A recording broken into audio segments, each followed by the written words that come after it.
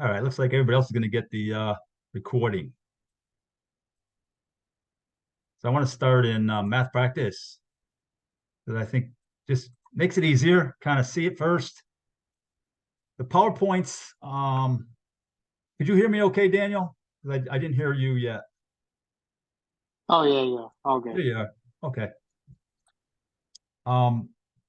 The PowerPoints don't do us any favors, and these are the ones I got, for the certification. So I think it's going to help a lot by just showing another hypothesis test or two. Then we'll go through the PowerPoint. But I promise you, I am gonna breeze through really fast the PowerPoints today. Here comes Brent from Illinois. He's our MVP, right, Michael? Last week we had the Kaizen event out there. We were out there 4 days, and Brent was a rock star. Definitely. As was Clean up Michael. hitter. As was Michael. What's up, Brent? Hello. I was just telling him what a rock star you were last week.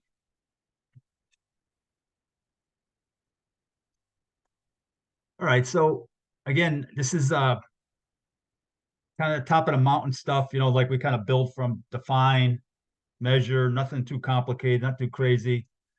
Now we're into second phase of analyze, which is largely hypothesis testing. And you guys got a pretty good feel for that. And I'm going to kind of review it real quick, make sure you're up to speed on it. And then when we get into the PowerPoints, I'm going to warn you that I'm going to fly through it, okay? Because I feel like it doesn't help clarify things, and I'm using, when I used to teach this thing for certification, these are standardized kind of slides for this course. So don't pay too much attention. I don't know how to say, don't pay too much attention to the PowerPoint. I'm going to take you through it, and some of it's going to stick, some of it isn't, but I think it's more important that you start to understand, where to use what, which hypothesis test where. And I think our other rock star, Frank, has just popped in too from our Kaizen event last week. Knocked it out of the park. So I'll start with a quick review on, the steps we take. So basically, we've defined a problem. We've done a bunch of measurements.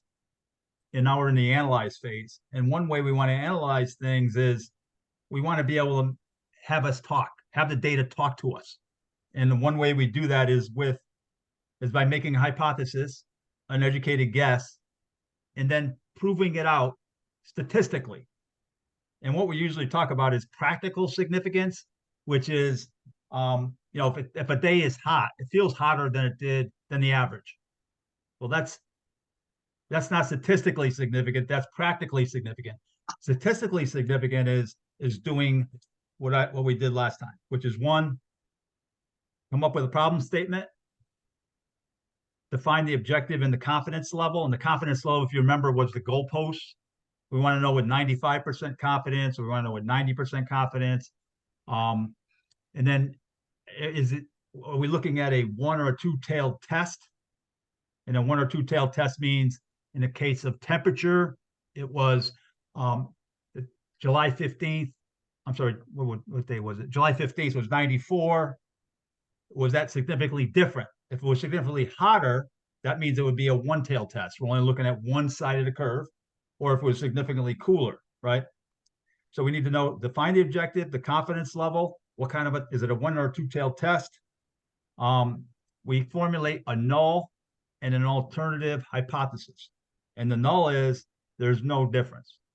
All right, you're innocent until proven guilty. And the alternate hypothesis is, yes, there is a difference. And that's all hypothesis testing is about. And it depends on the kind of data, what test you're going to use. And there's like 30 different tests that we're going to go through briefly or quickly. And I think in my whole life, I've used 3.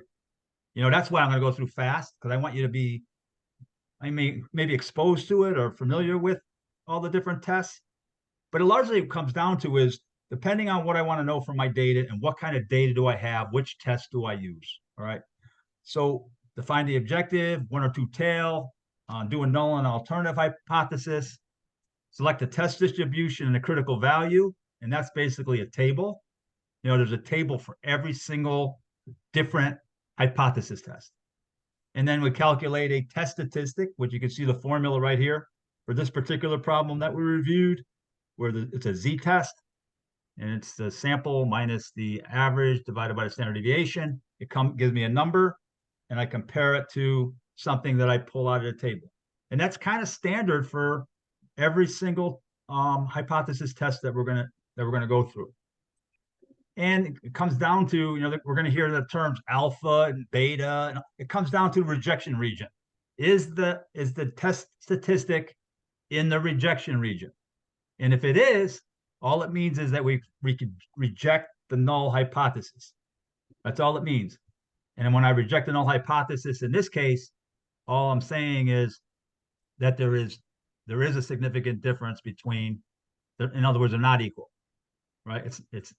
There is a difference. All right.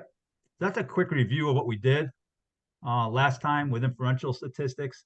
Frank, I know you just got on again. You knocked it out of the park, a rock star last week at the Kaizen. Thanks for joining. You're unbelievable. All you guys, Brent, all of Illinois. Yeah, sorry, I'm on silent. You guys hear me? Yep. Oh, sorry. Yeah, hats off to Brent. He did a lot of prep work for the event, and we just had a great group here, and everybody was really into it. I thought it was a very positive outcome. All work at its best. All right, so that's that was kind of an introduction to it, and I think again, as I get into the PowerPoint, again, you can listen to it, but I think it confuses more than it does more than anything. I think you're going to get a lot more out of it. There's 2 videos that I'm going to send with the recording today. They're both YouTube videos. One is about a test called hypothesis called chi-square, and the other is about an F-test. And largely, I think the key thing to get out of it is, all right, if I have a certain set of data and there's certain things I want to know, which test do I use? Those are things I need to know. What kind of a distribution I have? What do I want to learn? And that tells me which of the tests. The whole trick is in selecting the right test, okay? And those are the 3 that I've used, most of my life.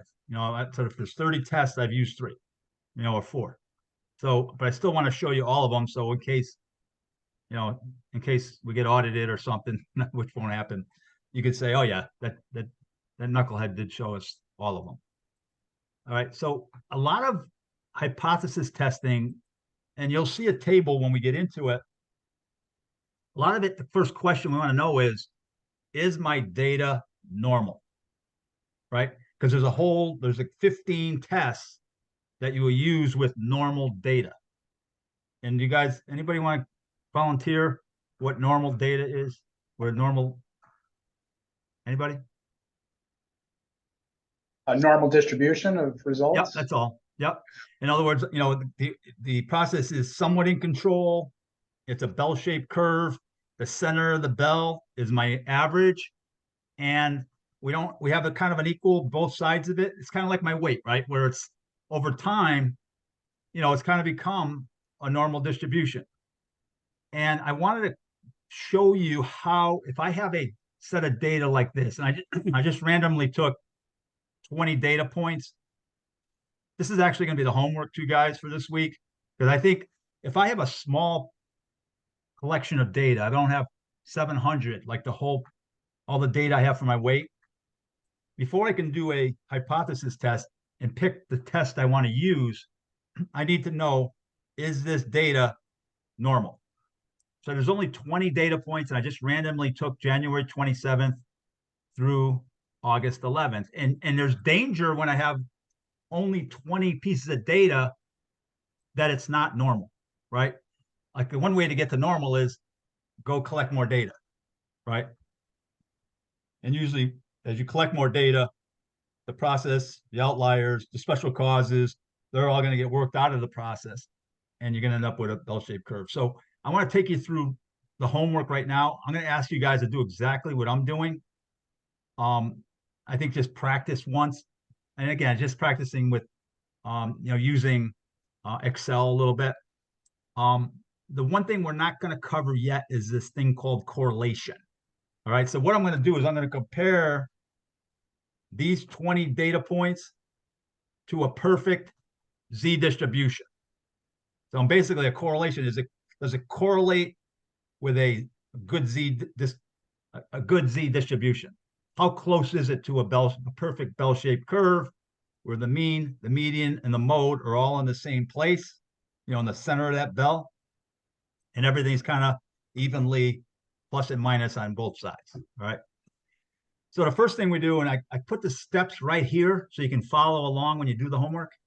The first one is I want to rank these data points. And to rank them, I just hit equals rank. And you'll see rank right here. Grab that. And then it's going to tell me the number,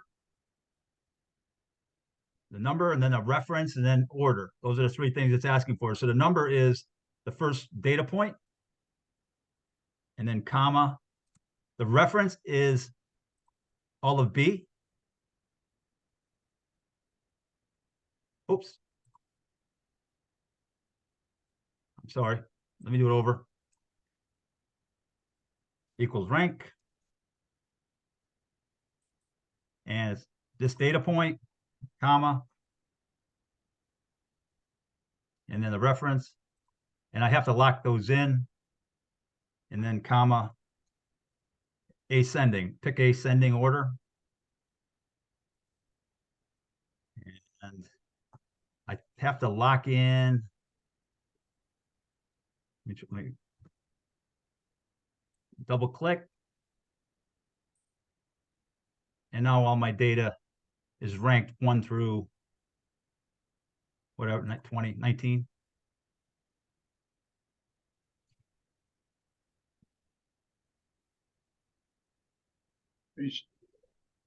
Hold on. I might have to do this on the video. I did it like 5 times this morning. But you got to lock in the data though. I didn't lock in the range values. So I got to lock in the range values right here.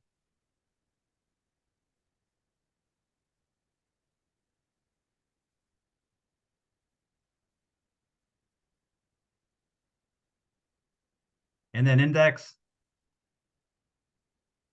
is use rank. Now there's a formula equals rank, which is going to be minus 3/8 divided by n plus 1/4. And all right, I'm gonna do it on the video for you because I'm not gonna waste your time. I'm gonna do it. I feel like I'm nervous for some reason with this today, so I'm gonna do it on the video right after we're done, and I'll get that as a separate video for you guys to do the homework with. But basically, what's gonna end up happening is we're gonna end up with a normal curved line, and this is gonna be about 0.97, and I'll explain that in the video. Okay, I apologize. My grandson's here in my house, and I hear him, and I'm a little bit frazzled. So, let's move on to single sample t-test. So basically, again, we want to check for normality, and I know that you're going to see that it's 0.97, so it means that it's close to 1, which means that it's normal data. So I can go ahead and use a whole bunch of hypothesis tests that you're going to see in the PowerPoint because it's normal data.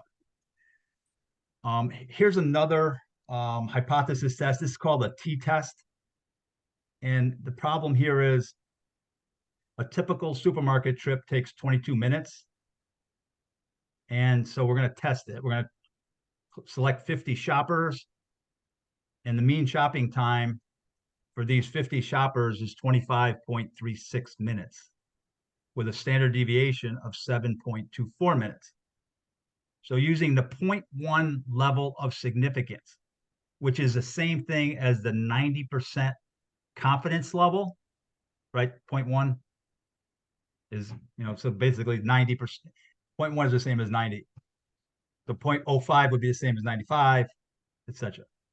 Is there evidence that the mean shopping time of these 50 is different from the claimed value of 22. Is this a one or a two-tailed test?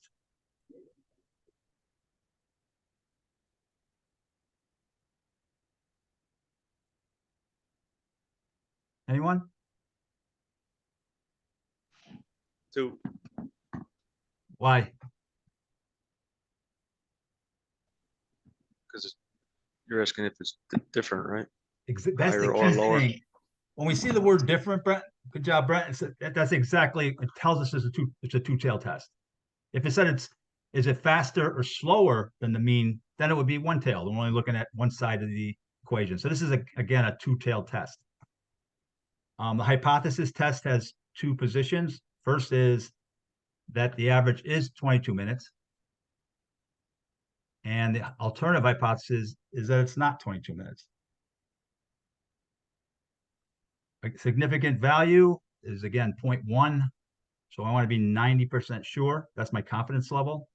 And then the formula for a t-test for the test statistic is x minus mu, the square root of n, standard deviation. So basically n is 50 down here. So I'm going to take the square root of that. And x is the sample, 25.36 minutes. And the standard deviation S is 7.24 minutes. And then mu is the average, which is 22. So I'm comparing the average 22 minutes with what I got for a sample 25.36 and doing that equation. When I do it, it comes out to 3.28 minutes is my test statistic. And then lo and behold, there's a t-table. And so I set up a kind of a little distribution here where the center of my bell is at 22 minutes, right here. And the degrees of freedom is n, which is 50, number of shoppers, minus 1, so it's 49. And I'm going to go into the table, and you'll see the confidence level 90, which is the same as the alpha level. They have 100 different ways of saying the same thing, these statisticians. And all I'm going to do is follow it down to 49. And it won't get 49, but I'll get 50. So I'm going to use 1.676 as my test, as my critical value. And those will be, I rounded it off to 1.7. Those are our goalposts. And now I just look to see where on this curve does my test statistic fall. And you can see that it falls way out here in the rejection region, 3.28. The goalpost of 1.7, which is taken right from the table. So all I can do, the only thing it tells me is that I can go back and reject, because it's in the rejection region, my null hypothesis in that that 22 minutes is significantly different. I mean that, I'm sorry, the 25.36 minutes is significantly different. So I can reject the null hypothesis. A question I had was on here was, what if I wanted a 99% level of confidence? I went down into the table. Now I'm in this column, 99.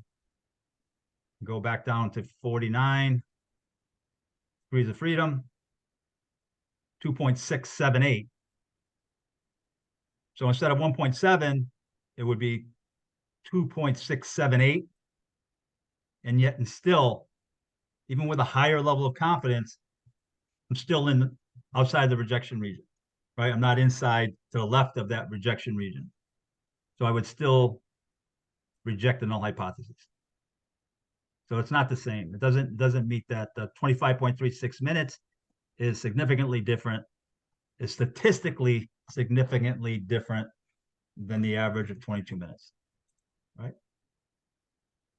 So that's the t-test, and we've done the Z. And again, I'm going to send a couple videos. They're short videos, but one's on the chi-square. Same thing. Set up a hypothesis, a null, pick a significant, a confidence level. There is a formula for each different type of hypothesis test. And then I'm going to compare that to a table. That's it. That's the same with every single test we do. All right. Everybody okay with that? like the actual, how we go through it? And I apologize for the normality. I just got rattled. It's pretty easy when you'll see the video. Not for the old man.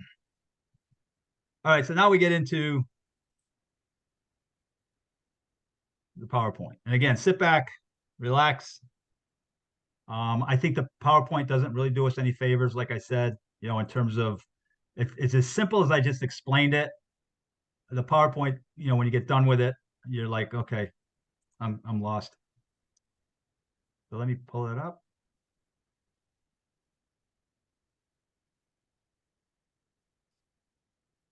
All right, general concepts and concepts. So hypothesis testing is a statistical method where we formulate hypothesis about a population and a decision of whether to reject the hypothesis.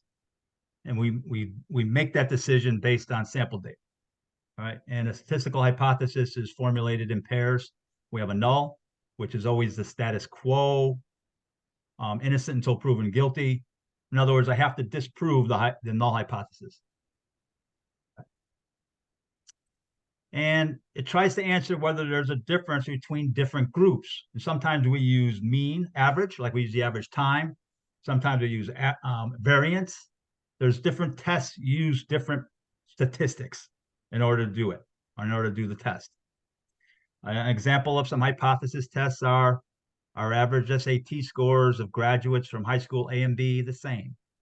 In other words, are they statistically significantly different or the same?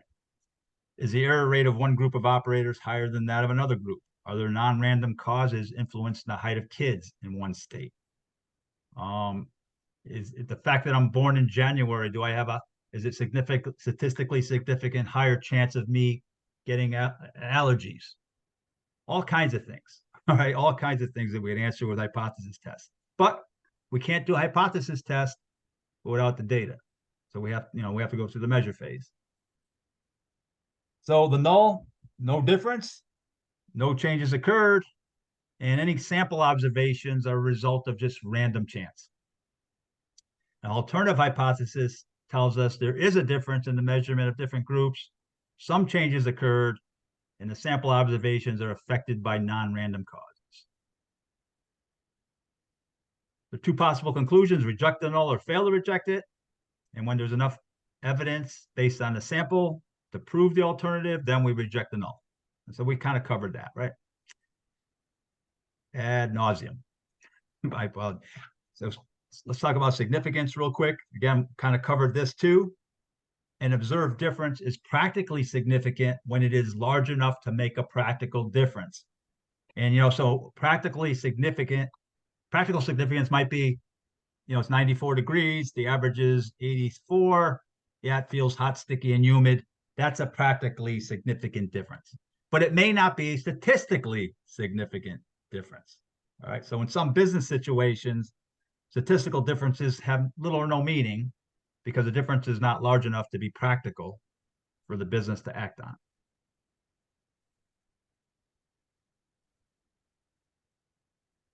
Statistics, an observed difference is statistically significant if it's unlikely the difference occurred by pure chance, given a predetermined probability threshold, which is our confidence level.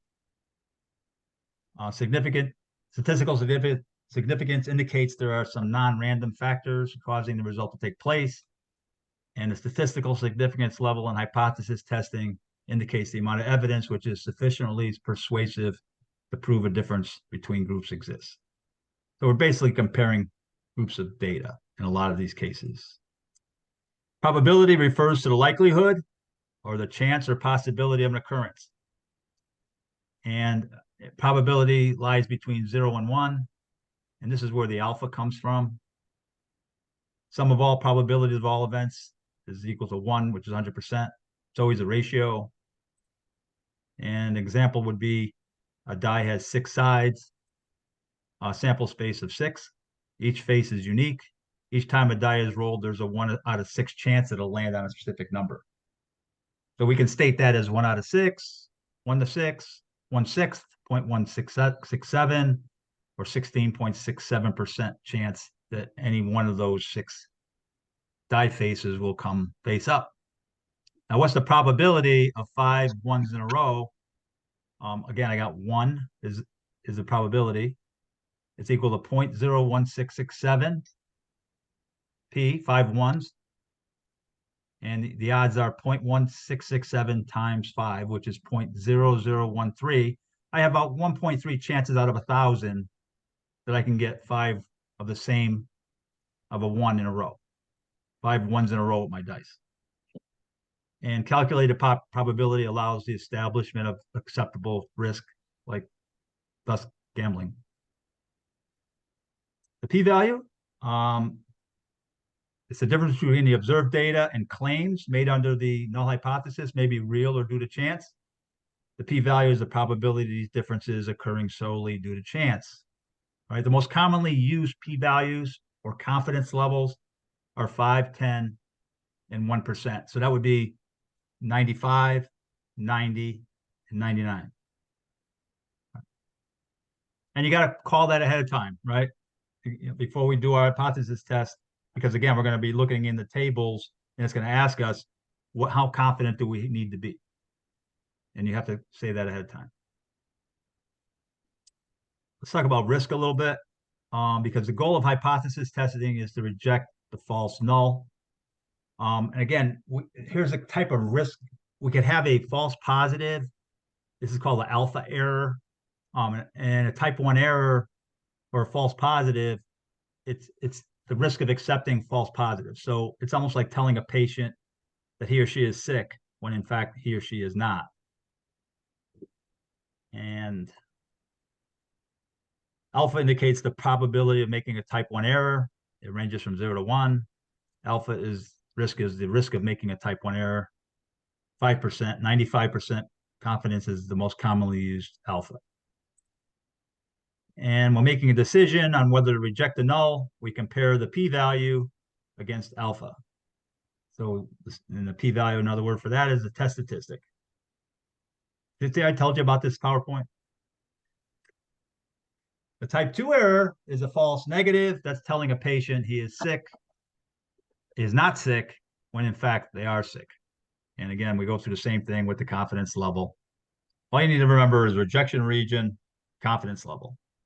All right, and I think makes life a lot more simple. The confidence interval is an interval where the true population parameter would fall within a certain confidence level. 95% confidence indicates the population parameter would fall in the region 95% of the time, or we are 95% confident the population parameter would fall in that region. It's the most commonly used confidence level. And the width of a confidence level depends on which one we pick, the sample size, and the variability in the data. The higher the confidence level, the wider and we saw that when I went to the 99%, right, with the shoppers. The wider the confidence interval. The smaller the sample size, the wider the confidence interval. The more variability, the wider the confidence interval. And there's our rejection region. All right. And calculations are built into most software. So I'm going to show you a tool also. It's going to go, I'll send it with the recording, showing you a really cool tool where I don't have to go ahead and do this math. It does it automatically for us. So test types and decisions. Again, this is saying the same exact thing. Test statistic versus critical value. So whatever I calculate, and the critical value comes out of a table. And the same thing with p-value versus alpha. Same thing. Test statistic. We already know what this is. The value calculated using a function of the sample. In the case of the shopping, we did the mean compared to a standard. And a critical value is something that we take out of a statistical table. And there's a table for every single one of these hypothesis tests that we're going to go through quickly. And again, this is a review. I told you we'll fly through this. When it falls in acceptance region, we fail to reject the null. When it falls into the critical region or the rejection region, then we're going to go ahead and reject the null. And same thing with if we're using alpha versus confidence level, same thing. Two-tailed versus one-tailed, we got that down. And a two-tailed test when we care about whether there's a difference. Brent said it, there's a difference. It's not hotter or colder, it's not longer or shorter. We only want to know is there a difference? And this is a two-tailed test. And this level here was alpha. Alpha level is 2.5. The confidence level totally is 95%. So I take that extra 5, and divide it on each side. 2.5 here, 2.5 here. That's my rejection region. And a one-tailed test, I'm going to have the whole 95%. And there's the whole 5 right here in my rejection region. Right? All big review. Now, reading tables, this is also a bit of a review. The things I need to know is what kind of distribution I'm looking at, what significance level, what confidence level I want to be at. I need to know the size of my sample, because that's going to tell me my degree of freedom, which is basically the sample minus 1. And I need to know if it's a right tail versus left tail test, if it is a one-tail test. And here's how I read a table. We just kind of did it, right? So I have confidence level, and I have generally, I just need to know degrees of freedom.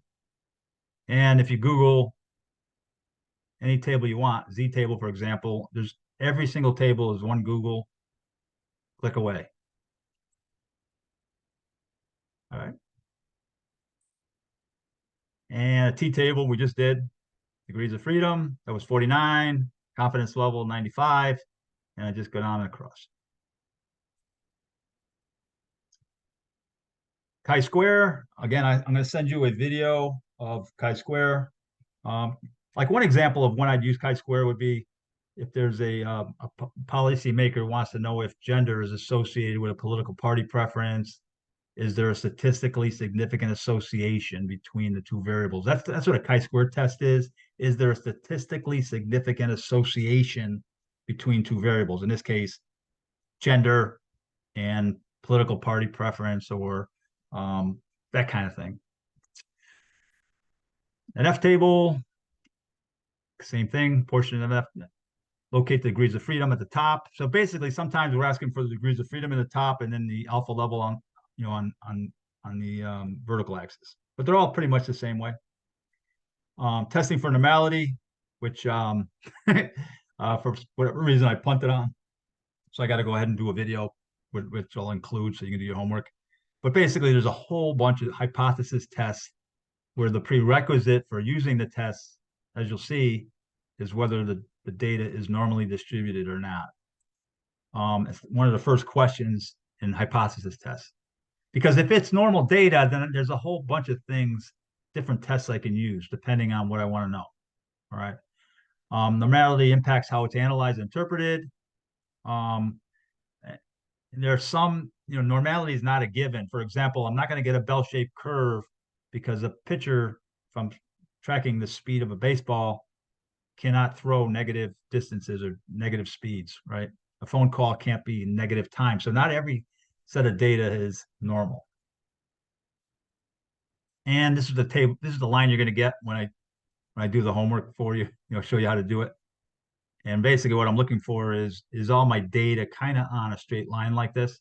And you'll see that in the case of our homework, even though it's only 20 pieces of data, it is. Right.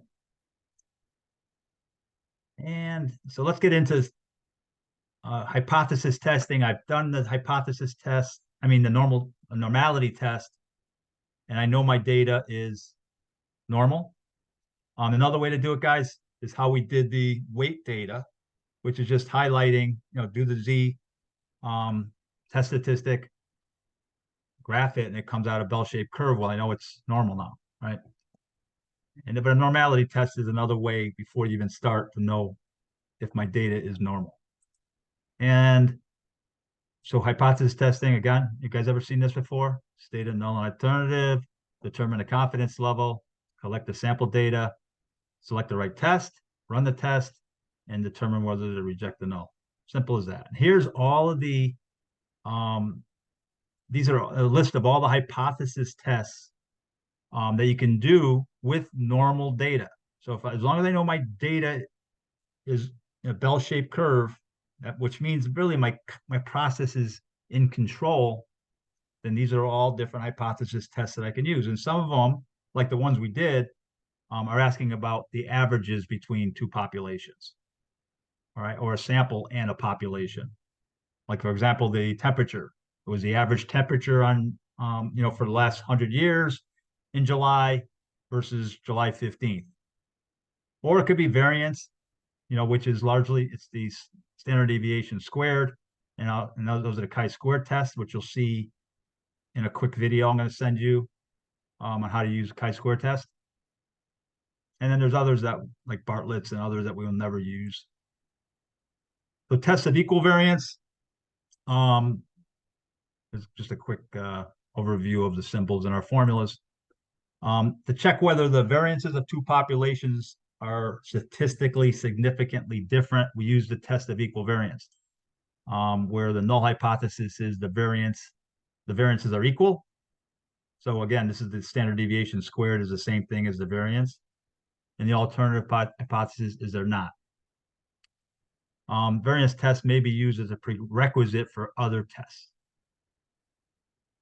because a lot of them call for populations of equal variance. So I want to know that first. So I may do a variance test.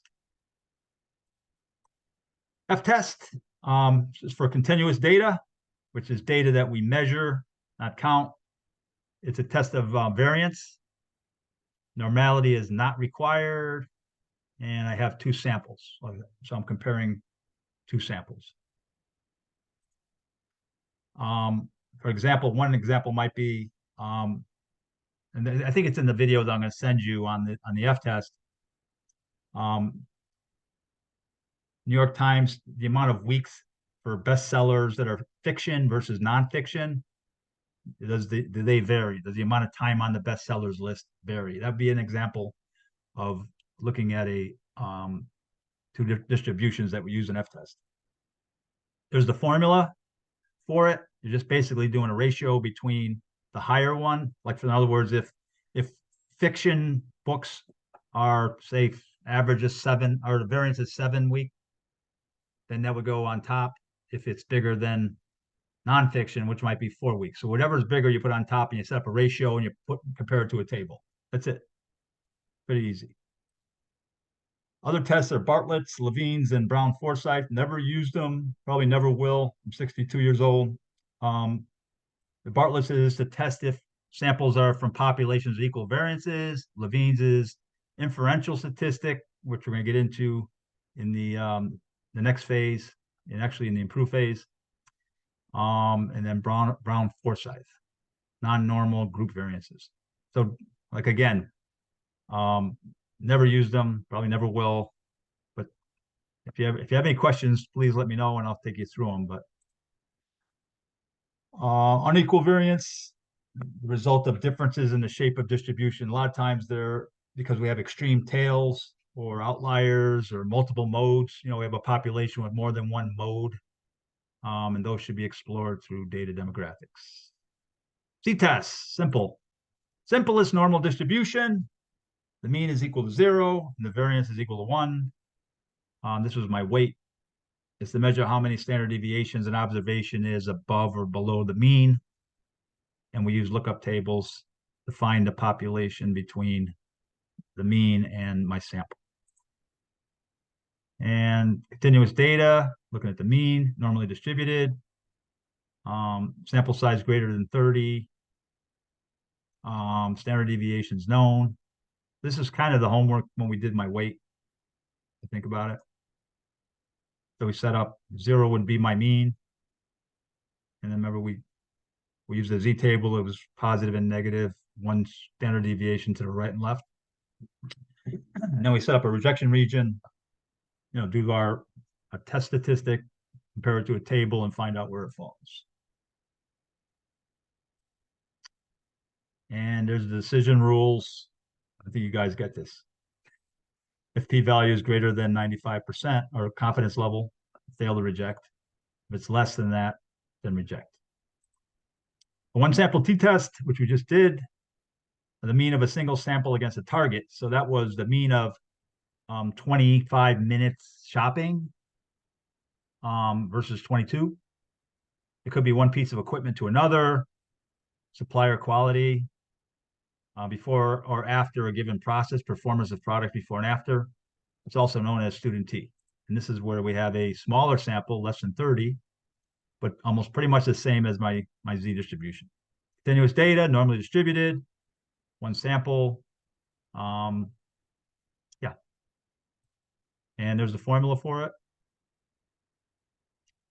Do the formula, compare it to a table, and either reject or fail to reject the null hypothesis. Decision rules covered. Two sample t-test. Say a dietitian who wants to know if two different diets lead to different weight loss amounts. You can use an independent two sample t-test to determine if the mean weight loss is different between the two groups. Is there a dependency between two groups?